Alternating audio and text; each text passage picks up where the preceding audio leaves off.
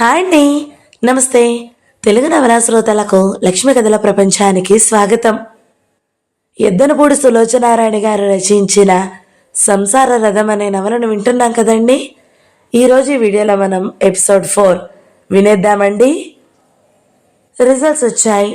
అందరూ అనుకున్నట్టే సునీత ఫస్ట్ క్లాస్లో పాస్ అయింది. ఆ రోజంతా ఒకటే ఫోన్ గడగడ. మనుషులు వచ్చారు. ఇల్లంతా సందడిగా అయ్యింది. సునీత పుట్టినరోజు నాడు అందరినీ పిలిచి ఉత్సాహంగా వేడుకగా చేసుకున్నారు. గోవర్ధనం గారు కూడా వచ్చారు. కిరణ్ కనిపించకపోవడం చూసి ఆ కోడిపుంజెక్కడా అని అడిగాడు. కొత్త చీర కట్టుకుని కుక్క పిల్లనెత్తుకుని నవ్వుతూ తుళ్ళుతో ఉన్న కూతురిని చూస్తూ ఉంటే భానుమతికి గర్వంగా ఆనందంగా అనిపించింది. లిప్త కాలం పాటు సునీత చేతిలో ఉన్న కుక్కపిల్ల చక్కటి పాపాయిగా కనిపించింది. సత్యవతి ఒక పక్కగా ఒంటరిగా నిలబడింది. వచ్చిన అతిథులకు మర్యాదలు చేసే హడావిడిలో భానుమతి దూరంగా ఉంది. కృష్ణప్రసాద్ ఒంటరిగా విచారంగా నిలబడి ఉన్న సత్యవతిని దగ్గరికి వచ్చాడు. అలా నలుగురిలోకి వెళ్ళక ఇక్కడ ఒంటరిగా ఉన్నావెందుకు అన్నాడు తగ్గుస్వరంతో. ఒంటరితనం గాక నాకు మిగిలిందేముంది కృష్ణ, నాకు నిజంగా చాలా బాధగా ఉంది. బాధ ఎందుకు? అతను ఆశ్చర్యపోయాడు.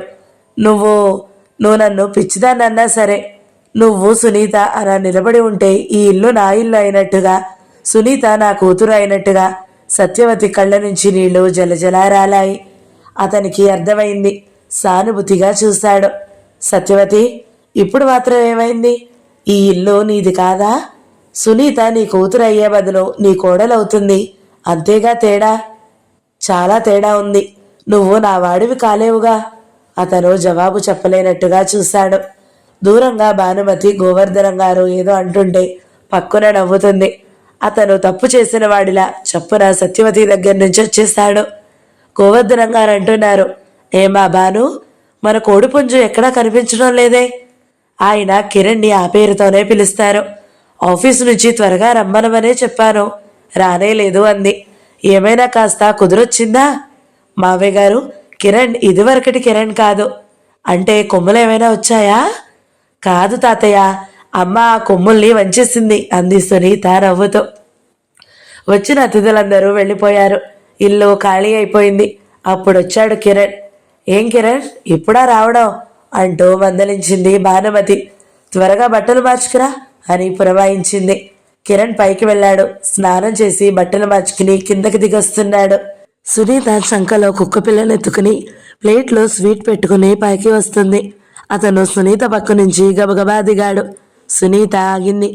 అతను కూడా అప్రయత్నంగా ఆగాడు. అమ్మ నీకు స్వీట్ ఇమ్మనమని పంపించింది. నేనే కిందకి దిగొస్తున్నానుగా.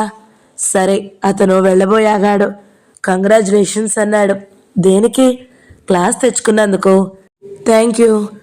సునీత ప్లేట్లో స్వీట్ తీసి పట్టుకుని చెయ్యి అతని వైపు చాపింది. తీసుకో. అతను సునీత కట్టుకున్న కొత్త చీరనే చూశాడు. ఈరోజు నీ పుట్టినరోజు కాబోలు. సారీ, నేనేం ప్రజెంటేషన్ ఇయ్యలేకపోయాను. ప్రజెంటేషన్ ఇస్తేనే గాని స్వీట్ తినకూడదని ఎక్కడైనా ఉందా? అయినా అందరికంటే ముందే నాకు ప్రజెంటేషన్ ఇచ్చేసావుగా. నేనా? ఈ జూలీ నువ్విచ్చిందే కదా. దీన్ని కొనడం కోసం నువ్వెంత కష్టపడ్డావో మీ రాము అమ్మతో చెబుతుంటే నేను విన్నాను. Thank you Kiran. నా కోసం నువ్వు ఇంత కష్టపడతావని అనుకోలేదు. అతని చూపులో నేల మీదకి వాలినాయి. స్వీట్ తీసుకో. అతను చేయి చాచాడు. నోరు తెరు. అతను నోరు తెరిచాడు. సునీత అతని నోట్లో స్వీట్ పెట్టింది. జూలీ, కిరణ్కి గుడ్ నైట్ చెప్పు. జూలీ కాలెత్తూపింది. అది గుడ్. సునీత కుక్కపిల్లనెత్తుకుని వెళ్ళిపోయింది. స్వీట్ తింటున్న కిరణ్ ఎవరో తరుముకు వస్తున్నంత వేగంగా కిందకి దిగి వచ్చాడు. అతనికి ఒక్కసారిగా ఆనందంతో ఉక్కిరి బిక్కిరి అవుతున్నట్టుగా అనిపించింది. ఈ పెళ్లికి నాకు వెళ్ళాలని లేదు గాని వెళ్ళకపోతే మా పిన్ని బాధపడుతుందేమోనని భయంగా ఉందండి అంది భానుమతి. నేను వెళ్ళమని చెబుతూనే ఉన్నాను కదోయ్. సునీతని తీసుకుని నువ్వు వెళ్ళిరా అన్నాడు కృష్ణప్రసాద్. ఎక్కడికి మమ్మీ వెళ్ళేది? సునీత వస్తూ ఆగింది. విశాఖపట్నం, జ్యోతి పెళ్లికి. నేను వస్తాను మమ్మీ. విశాఖపట్నం నేను ఎప్పుడూ చూడలేదు. సెలవులేగా. కాలేజీ తెలిస్తే నాకు మళ్ళీ వీలు పడదు. కృష్ణప్రసాద్ భార్య వైపు చూశాడు. సునీత కూడా సరదా పడుతుంది గాని నా మాట విని వెళ్ళిరా. మీరు లేకుండా ఎలాగండి? నా సంగతి నీకు తెలియదా? కోటికి సెలవులున్నా లేకపోయినా ఒక్క క్షణం తీరదు. నేను రాకపోయినా కనీసం నువ్వైనా వెళితే మీ పిన్నికి తృప్తి. సునీత తల్లి భుజాల చుట్టూ చేతులు వేసింది. ఓకే డాడీ, పెళ్లికి మేం వెళ్తాము, మా ప్రయాణం ఖాయం అంది ఉత్సాహంగా. భానుమతి పెళ్లికి వెళ్లేందుకు ప్రయాణం అయ్యింది. ఆ రాత్రి భోజనం చేస్తుండగా కిరణ్ భానుమతి ప్రయాణ వార్తని విని, అబ్బా, వారం రోజుల ఆంటీ, మీరు లేకపోతే ఇంట్లో బోర్గా ఉంటుంది అన్నాడు. కిరణ్, పోనీ నువ్వు కూడా మాతో రాకూడదు? నేనా? అవును, సునీత కూడా వస్తుంది, ఇద్దరూ సరదాగా తిరుగుదురు గాని. కిరణ్ కళ్ళు టేబుల్ మీదకి వెళ్ళాయి. కానీ వారం రోజులు సెలవు అంటే అదంతా మీ మావయ్య మాట్లాడతారులే. అసలు రావడం నీకు ఇష్టం ఉందా లేదా చెప్పు. ఇష్టమే ఆంటీ, ఆ వైపు నేనెప్పుడూ చూడలేదు. అక్కడ నా స్నేహితుడు ఒకతను కూడా ఉన్నాడు. సరే, నువ్వేం మాట్లాడకు, మీ మావయ్యకి నేను చెబుతాను అన్నది. కృష్ణప్రసాద్ ఈ మాట వినగానే నవ్వుతూ, సరే, సత్యవతిని వంట మనిషిని కూడా నీ వెంట తీసుకుని వెళ్ళు, నేను ఏ హోటల్లోనైనా తింటాను. భలే వారే, మీ భోజనానికి ఇబ్బంది కలిగిస్తానా? మీరు ఏ పూట ఇంట్లో భోజనం చేయనిది వంట మనిషి గుర్తు పెట్టుకుని నాతో చెబుతుంది, జాగ్రత్త. నేను ఊళ్ళో లేనంత మాత్రాన ఇల్లు మర్చిపోతానని ఊరుకోను సుమా. అబ్బా, నా జీవితానికి నువ్వు ట్రాఫిక్ పోలీసు అయిపోయావు. ఫ్రెండ్స్ క్లబ్లు అనగానే స్టాప్ బోర్డ్ చూపించేస్తావు కదా. అసలు నా అంత మంచి భర్త ఎక్కడుంటాడో చెప్పు. భానుమతి కళ్ళు చెమర్చినాయి. వచ్చి అతని పక్కన కూర్చుని అతని భుజానికి తల ఆనించింది. నిజమేనండి, మిమ్మల్ని పొందిన నేను చాలా అదృష్టవంతురాల్ని. మీలాంటి భర్త ఎవ్వరికీ ఉండరేమో. మమ్మీ, సునీత హడావిడిగా వచ్చింది. భానుమతి కూతురిని చూడగానే భర్త దగ్గర నుంచి దూరంగా జరిగి కూర్చుంది. నా చీరల్లో ఏవేవి తీసుకోను మమ్మీ? అబ్బా, మనం ఉండేది ఒక వారం రోజులు, నెల రోజులకి సరిపడే చీరలు తీస్తున్నావు. పో మమ్మీ, నువ్వే చెప్పు డాడీ, ఎప్పుడు ఏ చీర కట్టుకోవాలనిపిస్తుందో నాకు ఇప్పుడేం తెలుస్తుంది. మనసు చిరాగ్గా ఉంటే తెల్లటి పల్చటి చీరలు, హుషారుగా ఉంటే ముదురు రంగు ఫారెన్ నైలాన్ చీరలు, గంభీరంగా ఉంటే కంచిలాంటి సిల్క్ చీరలు, ఉత్సాహంగా ఉంటే జరీ చీరలు కట్టుకుంటాను. నిజం సుని, మీ అమ్మ ఒట్టి మొద్దు. అలా మనసుని బట్టి చీరలు ఎప్పుడూ కట్టుకోదు. తండ్రి కూతుళ్ళిద్దరూ ఎప్పుడూ ఒకటేగా, ఇది కొత్తేముంది? భానుమతి మూతి ముడిచింది. సునీత పక్కన నవ్వింది. కిరణ్ వాళ్ళ బాస్తో మాట్లాడాను, ఆయన వారం కాదు 10 రోజులు కావాలన్నా తీసుకోమన్నాడు. కిరణ్ కూడా వస్తున్నాడా? సునీత ఆశ్చర్యంగా అడిగింది. నీ జూలీని నీ వెంట తీసుకుని వెళ్ళడం లేదుగా, నీకు కాలక్షేపం కోసం. కృష్ణప్రసాద్ నవ్వాడు. పోడాడి అంటూ సునీత తనే అక్కడి నుంచి వెళ్ళిపోయింది. సునీత పెళ్లి త్వరగా చేద్దామండి అంది భానుమతి. అంత తొందర అయితే ఎట్లా? ఆగు కాస్త, ఇంకొక సంవత్సరం అయినా గడవని. ఎందుకండి సంవత్సరం? ఈ శ్రావణ మాసంలో చేసేద్దాం. నేను ఊరి నుంచి తిరిగి రాగానే సత్యవతితో మాట్లాడదాం. సరే, నీ ఇష్టం. దేవి గారి ఆజ్ఞ కాదన్నదెప్పుడు? నన్ను దేవి అనకండి. దేవి పూజ ముగిసి గుడి తలుపులు మోయగానే పూజారి తన ఇష్టం వచ్చినట్టు ప్రవర్తిస్తాడు. మీరు అలా చేస్తే నేను ఊరుకోను. ఓకే, చూడండి, రాత్రిపూట తలుపులు సరిగ్గా వేశారో లేదో మీరు పడుకునేటప్పుడు స్వయంగా చూడండి. అలాగే. పాలు మేము ముగ్గురం ఉండడం లేదుగా, తగ్గించేస్తాను. అలాగే. మీరు రాత్రిపూట ఆలస్యంగా వస్తే భోజనం మానేయకుండా పడుకోకండి. నన్ను ఊరు వెళ్ళేటప్పుడు స్టేషన్కి పంపించడం కాదు, నేను తిరిగి వచ్చేటప్పుడు కూడా ఎన్ని పనులున్నా మీరే రావాలి. రాకుండా ఉండగలనా బాను? అతను ఆమె కళ్ళల్లోకి చూశాడు. ఏమిటండి, నిన్ను వెళ్ళమంటున్నాను గాని వారం రోజులు నిన్ను విడిచి ఉండగలనా అని? ఉండలేనని అనిపించితే ప్లేన్ ఎక్కి ఎగిరి చక్కా వచ్చేస్తాను. అలాగే చెయ్యండి అంది భానుమతి సంతోషంగా. విశాఖపట్నంలో భానుమతి బంధువులైన ఆడవాళ్ల మధ్య కూర్చుని మాట్లాడుతుంది. ఎన్నో సంవత్సరాల తర్వాత కలుసుకున్న ఆడవాళ్ళందరూ ఒక చోట చేరి సంసారాల కబుర్లు చెప్పుకుంటున్నారు. సునీత అక్కడికి వచ్చి తల్లి పక్కనే కూర్చుంది. మీ ఆయనకి నెలకి ఎంత రాబడి ఉంటుందే బాను? ఖచ్చితంగా ఇంత అని చెప్పలేము అత్తయ్య. ఒక నెల వస్తే ఇంకో నెల రాదు. మెడలో నెక్లెసేనా, ఇంకేమైనా నగలు చేయించావా?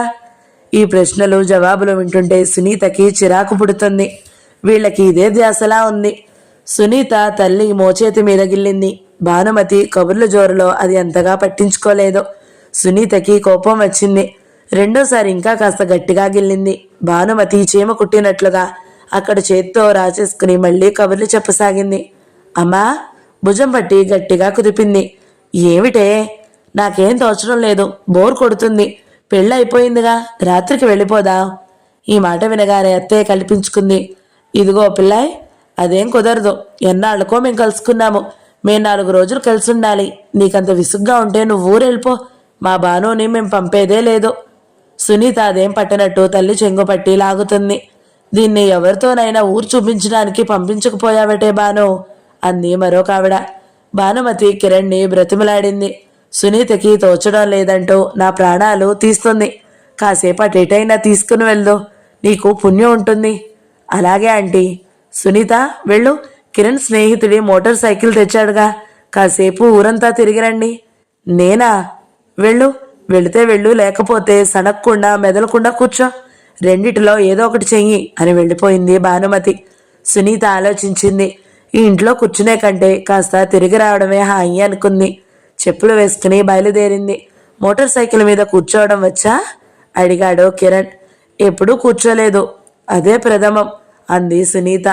అతను ఎలా కూర్చోవాలో, చీర కుచ్చుళ్ళ దగ్గరికి ఎలా పట్టుకోవాలో చెప్పాడు. అతను మోటార్ సైకిల్ మీద కూర్చున్నాడు. సునీత వెనుక కూర్చుంది. అతను స్టార్ట్ చేశారు. ఆ కుదుపుకి సునీత భయంతో గబాల్లా అతను భుజం గట్టిగా పట్టుకుంది. కిరణ్కి మోటార్ సైకిల్ నడపడం వచ్చేలా ఉంది. కిరణ్ మోటార్ సైకిల్ మీద సునీతని తీసుకువెళ్తూ బజార్ల గురించి చెప్పసాగాడు. మీకెలా తెలుసు? ఈ 3 రోజుల నుంచి నా ఫ్రెండ్తో కలిసి నేను చేసినవని రోడ్లు తిరగడమేగా. రోడ్డు మీద గుంట లాంటిది వచ్చింది. అందులో నుంచి రైమ్ అనే కుదుపుతో వెళ్ళింది. సునీత పడిపోయానని అనుకుని అతన్ని మరింత గట్టిగా పట్టుకుంది. కిరణ్ చెంపతో సునీత వేళ్ల మీద ఒత్తాడు. సునీత ఒక చేతిని అతని భుజం మీద, ఇంకో చేతిని అతని నడుం చుట్టేసి జాగ్రత్తగా కూర్చుంది. మోటార్ సైకిల్ స్పీడ్ మరింత హెచ్చింది. సునీతకి ఆగ మేఘాల మధ్య తేలిపోతున్నట్లు అనుభూతి కలిగింది. మధ్యాహ్నం భోజనానికి ఇద్దరు ఇంటికి రాలేదు. హోటల్లో తిన్నారు, లైబ్రరీ చూశారు. సాయంత్రం అవగానే బీచ్కి వెళ్లారు. ఇక ఇంటికి వెళ్దామా? చీకటి పడుతుంటే అడిగాడు కిరణ్. ఓహో, ఇంటికంటే బోర్గా ఉంది, సినిమాకి వెళ్దాం. కిరణ్ మోటార్ సైకిల్ తీసుకుని వచ్చి సినిమా హాల్ ముందు ఆపాడు. ఆ రాత్రికి ఇంటికి రాగానే సునీతకి చెడ్డ నిద్ర వచ్చేసింది. రాత్రి సునీతకి చిత్రమైన కల వచ్చింది. కిరణ్ తాను గుర్రం మీద ఎక్కి మేఘాల మధ్య ఎగురుతున్నారు. ఎంతో హాయిగా ఉంది. సునీతని కిరణ్ నవ్విస్తున్నాడు. ఇంతలో మబ్బు ఒకటి వీళ్లకి తగిలి హఠాత్తుగా గుర్రం కాళ్ళు తెగిపోయాయి. సునీత, కిరణ్ ఇద్దరు మబ్బుల్లో నుంచి కింద పడ్డారు. కిరణ్ సునీత చెయ్యి పట్టుకుని లేవదీస్తున్నాడు. దెబ్బ తగిలిందా సునీత? ఎంతో ఆతృతగా అడుగుతున్నాడు. తను ఏడుస్తుంది. మెలకు వచ్చిన సునీత పక్క మీద చాలాసేపు అలాగే కూర్చుండిపోయింది. సునీతని కిరణ్కి అప్పచెప్పిన తరువాత భానుమతి ప్రాణం వెనుక సణుగుడు లేకుండా హాయిగా ఉంది. సునీత, కిరణ్లో ఆ 10 రోజులు ఇట్టే గడిచిపోయినాయి. భానుమతి హైదరాబాద్ తిరుగు ప్రయాణం అయింది. కిరణ్, అంకుల్కి టెలిగ్రామ్ ఇవ్వు, స్టేషన్కి వస్తారు అంది. కిరణ్ టెలిగ్రామ్ ఇచ్చాడు. వెళ్లేటప్పుడు ముభావంగా ఎడముఖం పెడముఖంగా భానుమతికి చెరో పక్క కూర్చున్న కిరణ్, సునీత ఇద్దరు వచ్చేటప్పుడు నవ్వుతూ తుళ్ళుతూ పక్కపక్కన కూర్చుని కబుర్లు చెప్పుకుంటున్నారు. భానుమతి ఆ ఇద్దరిని చూసి సంభ్రమంగా అయ్యింది. ఈ ప్రయాణానికి వచ్చి ఒక మేలు జరిగింది. సునీత, కిరణ్ల మధ్య ముభావం, అపోహ తొలగిపోయి ఆత్మీయులైనారు. ఈ విషయం విని భర్త ఎంత సంతోషిస్తారో భానుమతి బాగానే ఊహించగలిగింది. స్టేషన్లో రైలొచ్చాగింది. భానుమతి ఆతృతగా కృష్ణప్రసాద్ కొరకు చూస్తుంది. కానీ డ్రైవర్ కనిపించాడు. అమ్మగారిని చూడగానే దగ్గరికి వచ్చి నమస్కరించాడు. అయ్యగారేరి? రాలేదబ్బా, చాలా పనుందట. భానుమతికి చాలా నిరుత్సాహంగా అనిపించిన కోపం మాత్రం రాలేదు. ఈ 10 రోజుల ఎడబాటుతో బంధువుల మధ్య కూర్చుని అందరూ కృష్ణప్రసాద్ పేరు ప్రతిష్ఠించి మెచ్చుకుంటుంటే, అలాంటి భర్త దొరికిన నువ్వెంత అదృష్టవంతురాలువే బాను అని అభినందిస్తుంటే భానుమతికి మనసంతా ఎంతో సంతోషంగా అనిపించేది. భర్త మరింత ప్రేమానుస్పదుడుగా అనిపించాడు. ఆహర్నిశలు అతన్ని గురించిన మాటలలోనే గడిపిన భానుమతికి మనసంతా భర్త పట్ల మరింత అనురాగం ఉరకలు వేస్తుంది. ఎన్నో రోజుల తరువాత భర్త పట్ల మళ్లీ తనకు దాంపత్యం ఆకర్షణ కలగసాగింది. కొత్త పెళ్లి కూతురిలా భర్త సాన్నిధ్యం కోసం మనసు తపిస్తుంది. భానుమతి ఇంటికి వచ్చింది. సునీత స్నానం చేసి నిద్రపోయింది. కిరణ్ హడావిడిగా ఆఫీస్కి వెళ్ళిపోయాడు. భానుమతి వచ్చేసరికి కృష్ణప్రసాద్ క్లయింట్లతో కూర్చుని మాట్లాడుతున్నాడు. 10 గంటలకి హడావిడిగా కోర్టుకు వెళ్ళేటప్పుడు భానుమతి దగ్గరకు వచ్చాడు. బాగా జరిగిందటో పెళ్ళి? మీరు రాలేదని అందరూ అడిగారు. చూసావా, వస్తే ఏమీ ఉండదే, రాకపోతేనే అడుగుతారు. భానుమతి భర్త దగ్గరికి వచ్చింది. చూడు, ఆ వంట మనిషి కూతురికి జ్వరం వచ్చిందట. వరంగల్ వెళ్ళి వారం రోజులైంది, ఇంకా రాలేదు. ఉత్తరం రాయి. అయ్యో, ఈ వారం రోజులు మీకు ఇబ్బంది అయ్యిందా? భానుమతి నొచ్చుకుంది. తను అక్కడ చిన్ననాటి స్నేహితురాళ్ల మధ్య కులాసాగా ఉంటే ఇక్కడ భర్త భోజనానికి ఇబ్బంది పడుతూ గడిపాడు కాబోలు. కృష్ణప్రసాద్ కోటు వేసుకుంటూ అన్నాడు. నాకేం ఇబ్బంది కలగలేదు. సత్యవతికే బాగా ఇబ్బంది అయినట్టుంది పాపం. వంట పనంతా మీదే పడింది. అయ్యో, భానుమతి ఇంకా నొచ్చుకుంది. కృష్ణప్రసాద్ కోర్టుకు వెళ్ళిపోయాడు. భానుమతికి ఏదో అసంతృప్తిగా అనిపించింది. భర్త దగ్గరగా వెళ్లాలనే కోరిక తీరలేదు. చా, ఇదేమిటి, మరీ చిన్నపిల్లలాగా ప్రవర్తిస్తున్నాను? ఆయన పనిలో హడావిడిగా ఉన్నారు. నేను పని పాట లేకుండా తీరికగా కూర్చున్నాను కాబట్టి ఇలాంటి సిగ్గుమాలిన ఆలోచనలు వస్తున్నాయి అనుకుంది. సత్యవతి ఆ పూట వంట చేసింది. నీకు చాలా శ్రమ అయినట్టుంది అంది భానుమతి. పర్వాలేదులే, నేనేం పరాయి వాళ్ళకి చేయడం లేదుగా. భానుమతి కళ్ళు సత్యవతి కట్టుకున్న చీర మీద నిలిచాయి. అది భానుమతి చీర. ఒక క్షణం భానుమతి మనసు రుసరుసలాడింది. మళ్ళీ అంతలోనే సంభాళించుకుంది. పాపం, చాకలి బట్టలు తేలేదేమో, నా చీర కట్టుకుంటే తప్పేముందులే అని సరిపెట్టుకుంది. ఆ రాత్రి కృష్ణప్రసాద్ పని ఉండి అంటూ రాత్రి చాలా ఆలస్యంగా వచ్చాడు. భానుమతి నిద్రపోయింది. అమ్మాయి భాను, గోవర్ధనం గారు పిలుస్తూ లోపలికొచ్చారు. రండి రండి అంటూ భానుమతి చేతిలో పని వదిలేసి కుర్చీ తెచ్చివేసింది. నువ్వు ఊరి నుంచి ఎప్పుడొచ్చావు? కూర్చుంటూ అడిగారు. వారం రోజులు అయ్యిందండి. అలాగా, నాకు తెలియనే తెలుసుమా. నేను నువ్వు ఊరిలో లేనప్పుడు 2 సార్లు కృష్ణుడి కోసం వచ్చాను, కానీ కలవలేదు. బాగా పని ఒత్తిడిలో ఉన్నట్టున్నాడు. భానుమతి నవ్వింది. ఆయనకి నాతో మాట్లాడే తీరుబడే ఉండడం లేదు. అంత బిజీ అయిపోయారు. పైనుంచి ఆ క్లబ్ ఒకటి. అంత సంపాదించి ఏం చేసుకుంటాడమ్మా? ఉన్నది ఒక్కగానొక్క పిల్ల. నేను కూడా అదే అన్నాను. ఈసారి కలిస్తే మీరు కూడా చెప్పండి.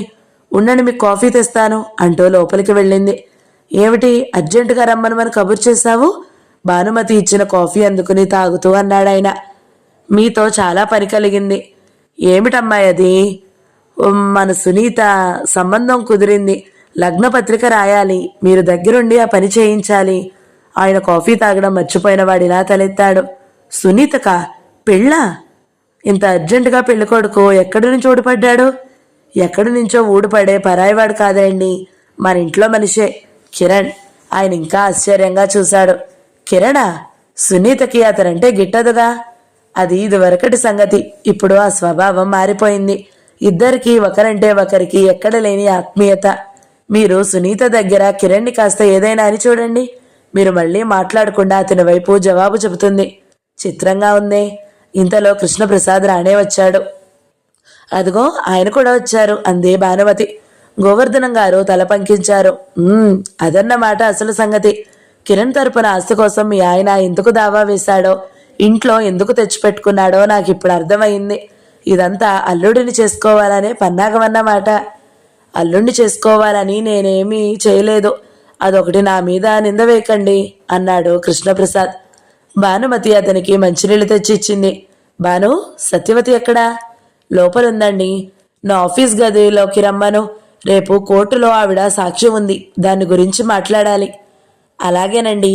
ఆయన వచ్చారు. ఆ లగ్నపత్రిక రాయడం సంగతి మాట్లాడండి.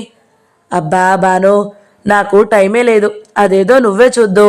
ఇది పరాయి వాళ్ళ సంబంధం ఏమీ కాదుగా, మనవాళ్లేనయ్యే. అయితే మాత్రం దానికి పద్ధతి సాంప్రదాయం ఉంది కదండి.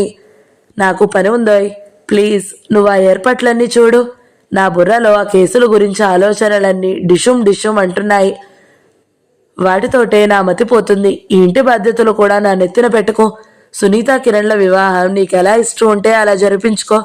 అన్నిటికీ నేను పచ్చజెండా ఊపేస్తున్నాను. నీకు లైన్ క్లియర్ అనుకో. పెద్దవాడు బాబాయ్ ఉన్నాడు, ఆయన సలహా తీసుకుని సంప్రదించు. నాకు ఒక కప్పు మంచి కాఫీ పంపు. సత్యవతిని ఇలా రమ్మను అని చెబుతూనే వెళ్ళిపోయాడు. భానుమతి నిట్టూర్చింది. ఇదండి వరుస అంది. డబ్బు సంపాదన పిచ్చిలో పడిన అందరూ అంతేలేమ్మా అన్నారాయన. మీరు ఒక్క నిమిషం కూర్చోండి, నేను ఆయనకి కాఫీ ఇచ్చొస్తాను అని వెళ్ళింది భానుమతి. లోపల భానుమతి, సత్యవతి ఆయన నిన్ను పిలుస్తున్నారు అని చెప్పడం వినిపిస్తుంది. 5 నిమిషాల తర్వాత అతని ముందు నుంచి ఒక వ్యక్తి కృష్ణప్రసాద్ ఆఫీస్ గదిలోకి వెళ్ళింది. భానుమతి కాఫీ ఇచ్చి వచ్చింది.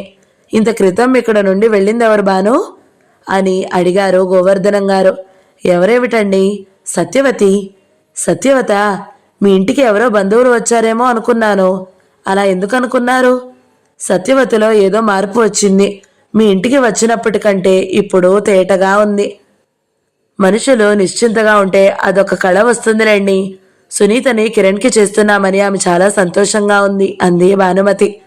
నీ మాట చెప్పు భాను, కిరణ్ నీకు సంతృప్తిగా అనిపిస్తున్నాడా అని అడిగారాయన. కిరణ్ ప్రసక్తి రాగానే భానుమతి ముఖంలో సంతృప్తి, ఆనందం కనిపించాయి. కిరణ్కేమండి, బంగారం లాంటి కుర్రాడు. ఆ మొండితనం, నిర్లక్ష్యం పోయాయి. ఎంత బుద్ధిమంతుడయ్యాడనుకున్నారు అంది. సునీతకి ఇష్టం, ఇక అభ్యంతరం ఉంది. ఇంతకీ లగ్నం ఎప్పుడైతే బాగుంటుందనుకున్నారు? అదేగా మీరు చెప్పాలని కబురు చేసింది. ఉండండి, పంచాంగం తెస్తాను. భానుమతి వెళ్ళి పంచాంగం తెచ్చి ఇచ్చింది. ఆయన అది అందుకుని ఒక తెల్ల కాగితం, కలం అడిగి దాని మీద లెక్కలు వేసి లగ్న బలం చూడసాగారు. అవతల గదిలో కృష్ణప్రసాద్, సత్యవతి కూర్చుని మాట్లాడుతున్నారు. చీకటి పడింది. గురువారం 24వ తేదీ బాగుందమ్మా అంటున్నారు గోవర్ధనం గారు. అయితే అదే ఖాయం అనుకుందాం. ఉండండి, చీకటి పడింది, లైట్ వేస్తాను అంటూ భానుమతి వెళ్ళి లైట్ వేసింది. అవతల గదిలో సత్యవతి, కృష్ణప్రసాద్ ఇంకా మాట్లాడుతున్నారు. కానీ చీకటి పడింది గాని లైట్ వేయాలి అని గాని ఆ ధ్యాసే లేనట్టుగా కూర్చున్నారు. కిరణ్ గదిలో కిటికీ దగ్గర నిలబడి ఉన్నాడు. అతని చేతిలో జేబురమలని మాటి మాటికి మెలిపెడుతూ సరిదీస్తున్నాడు. అతని ముఖం ఉత్తేజంగా ఉంది. ఆ కళ్లల్లో కంగారు, భయం కూడా కనిపిస్తున్నాయి. ఇంతలో గదిలోకి జూలీ బుల్లి కాళ్లతో పరిగెత్తుకుంటూ వచ్చింది. అది వచ్చిందంటే వెనుక సునీత వస్తుందన్నమాటే. అతని కంగారు మరింత ఎక్కువైంది. చప్పున జూలీని 2 చేతులతో అందుకుని ఎత్తుకున్నాడు. దాని తల మీద చేయి వేసి నిమరసాగాడు. అడుగులు చప్పుడు వినిపించింది. అతను సిగ్గుతో కళ్ళెత్తి సూటిగా చూడలేకపోతున్నాడు. గదిలోకి సునీత వచ్చి నిలబడింది. గులాబీ రంగు చీర, జెర్రీ అంచు సునీత పాదాల దగ్గర మెరుస్తుంది. అతని చూపులు అక్కడ నుంచి పైకి లేవలేకపోతున్నాయి. ఎందుకు పిలిచావు? సునీత అడిగింది. కూర్చో, తడబాటుగా అన్నాడు. సునీత కూర్చోలేదు.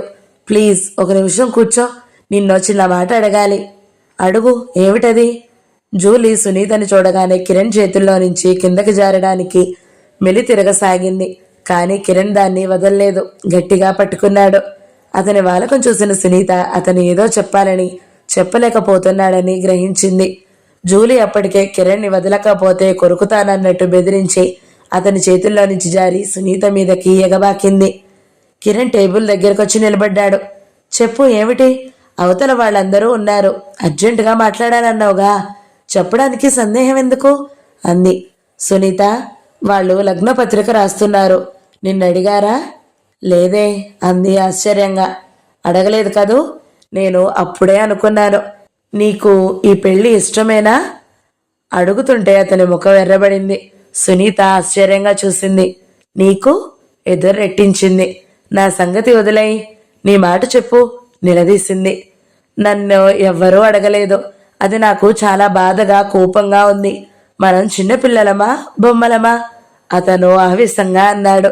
ఒకవేళ ఎవరైనా అడిగి ఉంటే నువ్వు ఏమని సమాధానం చెప్పేవాడివి? ముందు నీ ఇష్టం తెలుసుకోమనేవాడిని. సునీత పక్కున నవ్వింది. అమ్మకి నాన్నకి మన మనసులు తెలియవా? వాళ్ళు నన్నేం అడగలేదు, కానీ నాకేం కోపం రాలేదే. నీకు కోపం ఎందుకు వచ్చిందబ్బా? బుగ్గన వేలుంచుకుని ఆశ్చర్యం నటించింది. నీ మనసు తెలుసుకోకుండా ఈ పని చేస్తున్నారేమోననే భయంతో సునీత. నువ్వు మనస్ఫూర్తిగా ఒప్పుకుంటున్నావా? నా సంగతి నీకు తెలీదా కిరణ్? నాకిష్టం లేకపోతే మనసులో దాచుకోను, టపీమని చెప్పేస్తాను. మా అమ్మ దగ్గర, నాన్న దగ్గర నాకు ఆ చనువు ఉంది. నా విషయం వేరు. నేనంటే వాళ్ళ కూతుర్ని. నిన్ను అడగకపోవడం వాళ్ళ తప్పే. నేను ఇప్పుడే వెళ్ళి అమ్మతో చెబుతాను అని లేచి వెళ్ళబోయింది. ఆగాగు, అతను కంగారుగా అటొచ్చాడు. నీ సంగతి తెలుసుకోవడం కోసమే నేను అడిగాను. అసలు నీకు ఆ అనుమానం ఎలా వచ్చింది? మొదట్లో నేను చాలా మొరటుగా ప్రవర్తించాను. అది తలుచుకుంటే నాకు ఇప్పుడు ఎంతో సిగ్గేస్తుంది. నాకు అప్పుడేం తెలీదు సునీత. నా బాల్యం నీకు పూర్తిగా వ్యతిరేకంగా గడిచింది. కారణం తెలియదు గాని మా అమ్మ నాన్న ఎప్పుడూ పోట్లాడుకునేవారు. నాకేమిటో ఎప్పుడూ చిరాగ్గా ఉండేది. స్నేహితుల మధ్య ఎక్కువ కాలం వెళ్ళబుచ్చడానికి చూసేవాడిని. వాళ్ళు ఒకరి వెనుక ఒకరు మాట్లాడుకోవడం, డబ్బు కోసం ఒకరి మీద ఒకరు ఆత్మీయత నటించడం, ఇదంతా ఇంకా ఏవగింపుగా అనిపించేది. నాకు మనుషులంటే విసుగ్గా ఉండేది. ఎవరిని చూసినా ఏదో ఒక వంకర మాట అని ఈసడించే బుద్ధి అయింది. ఇక్కడికి వచ్చిన తర్వాత మీ అమ్మ నన్ను పూర్తిగా మార్చేసింది. నిజం చెప్పాలంటే నాకు ఇలాంటి తల్లి తండ్రి ఉంటే ఎంత బాగుండును అనిపించేది. వాళ్ళంటే నాకు చాలా గౌరవం, అభిమానం ఏర్పడినాయి. వాళ్ళకి నేనంటే ఆత్మీయత ఉంది, అది నాకు తెలుసు. అందుకే ఈ పెళ్లి నిశ్చయం చేస్తున్నారని కూడా నాకు తెలుసు. కానీ నువ్వే కిరణ్, నా విషయంలో నీకు సందేహం వద్దు. ఇష్టం లేని పెళ్లి నేను ఎందుకు చేసుకుంటాను? నువ్వన్నట్టు నేను చిన్నపిల్లని కాదు, బొమ్మని కాదు. ఇంతలో కింద నుంచి సునీత అంటూ భానుమతి పిలుపు వినిపించింది. అదిగో అమ్మ పిలుస్తుంది, నేను వెళ్తున్నాను. సునీత కుక్క పిల్లని ఎత్తుకుని వెళ్ళబోతూ ఆగి మళ్ళీ అడిగింది, ఇంకేమైనా సందేహాలున్నాయా? అతను లేవన్నట్టు తల ఊపాడు. అతని ముఖం దీప్తివంతమైంది. సునీతకి ఆ క్షణంలో అతను ఎంతో ఆకర్షణీయంగా కనిపించాడు. కుక్కపిల్లను తీసుకుని వడివడిగా కిందకి దిగి వచ్చింది. అతను అలా ధైర్యం చేసి నిర్మోహమాటంగా తన అభిప్రాయం తెలుసుకోవడం సునీతకి నచ్చింది. ఆస్తిలో కిరణ్ వాటా కోసం వేసిన కేసులో కృష్ణప్రసాద్ గెలిచాడు. కిరణ్ పేరిట ఊర్లో కొంత పొలం, సిటీలో ఒక మెడికల్ షాపు వచ్చాయి. ఈ వార్త ఇంట్లో అందరికీ పండగలాగా అయింది. తెలిసిన వాళ్ళంతా ఇది సునీత అదృష్టం అన్నారు. మనం పెట్టిన దానికి వడ్డీతో సహా రాబట్టుకో అన్నాడు కృష్ణప్రసాద్. ఏమిటండి మీ మాటలు? వాళ్ళకి మనం అప్పుగా పెట్టామా వడ్డీతో వసూలు చేయడానికి? స్నేహితులుగా మనం చేయగలిగింది చేశాం కానీ అంది భానుమతి. ఊరికే అన్నానులేబోయ్ అన్నాడతను. ఆంటీ, రేపు నాకు సెలవు, అందరం కలిసి ఎటైనా వెళ్దాం అన్నాడు కిరణ్. గండిపేట పిక్నిక్కి వెళ్దాం మమ్మీ అంది సునీత. నాకు చాలా పనుంది కిరణ్. మా అన్నయ్య ఇంటికి ఢిల్లీ నుంచి మా మేనత్త కూతురు వచ్చింది. అన్నయ్య రేపు భోజనానికి రమ్మనమని ఫోన్ చేశాడు. మీ మావయ్య నేను అక్కడికి భోజనానికి వెళ్తున్నాము అంది భానుమతి. కిరణ్, నువ్వు సునీత వెళ్ళిరండి అన్నాడు కృష్ణప్రసాద్. సునీత ముఖం ఈ మాట వినగానే దీప్తివంతమైంది. మర్నాడు భానుమతి తనే స్వయంగా పలహారాలు చేసి టిఫిన్ క్యారియర్ పెట్టి సునీత కిరణ్లకి ఇచ్చింది. అత్తయ్య కూతురు రాకపోతే మేం కూడా మీతో వచ్చేవాళ్ళం అంది రాక్షసి.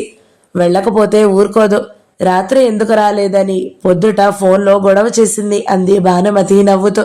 భానుమతి సత్యవతి తలనొప్పిగా ఉందని అనడంతో బలవంతం చేయలేదు. సునీత కిరణ్ కార్ తీసుకుని వెళ్ళిపోయారు. అప్పటికే భానుమతి మేనత్త కూతురు, ఇంకా రాకుండా ఏం చేస్తున్నావు? మీ ఆయన్ని అంత వదలలేకుండా ఉన్నావా అంటూ ఫోన్ చేసింది. నువ్వు త్వరగా వెళ్ళు, లేకపోతే ఆ శాల్తీ ఇక్కడకు వచ్చేట్టుంది అన్నాడు కృష్ణప్రసాద్. మీరు భోజనానికి రానని అంటున్నారు, అన్నయ్యకి కోపం వస్తుందేమో. ఈసారికి క్షమించమను. నిజం చెప్పాలంటే మీ మేనత్త కూతురుందే, ఆవిడంటే నాకు చెడ్డ భయం. మనుషుల్ని చూపులతో మాటలతో చంపేస్తుంది. మీ గురించి తను మీ వెనకాల చాలా మెచ్చుకుంటుందండి. థ్యాంక్స్ బాబు, నాకు అర్జెంట్ పని ఉందని చెప్పు. భోజనానికి రాకపోతే సాయంత్రం స్టేషన్కి వెళ్ళడానికైనా వస్తారా? నాకు క్రిమినల్ కేసు ఒకటి ఉంది, క్లయింట్ వస్తాడు, మాట్లాడాలి. చూస్తాను. చూడడం కాదు, తప్పకుండా వస్తానంటేనే వెళ్తాను. సరే సరే వస్తానులే. కృష్ణప్రసాద్ పని మీద వెళ్ళిపోయాడు. భానుమతి అన్నగారింటికి వెళ్ళింది. సంసార రథం ఎపిసోడ్ 4 సమాప్తం. ఈ వీడియో మీకు నచ్చినట్లయితే లైక్ చేయండి, షేర్ చేయండి, మంచి కామెంట్ పెట్టండి. ఎవరైనా మొదటిసారి మన ఛానల్ని చూస్తున్నట్లయితే సబ్స్క్రైబ్ చేసుకోండి. Thank you so much for watching. నమస్తే.